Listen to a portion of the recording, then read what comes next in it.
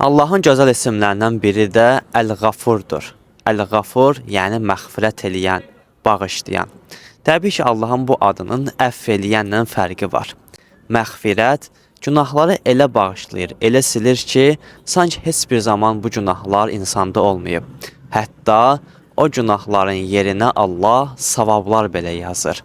Ona deyərlər Allah məğfirət edir. Əl-Ğafur ismi ilə. Buna görə də namazlarımızın bəzi hissələrində və yaxud da namazdan sonra Allahum məğfirli, ilahi, ey Allahım, mənə məğfirət elə, məni bağışla desək daha gözəl olar.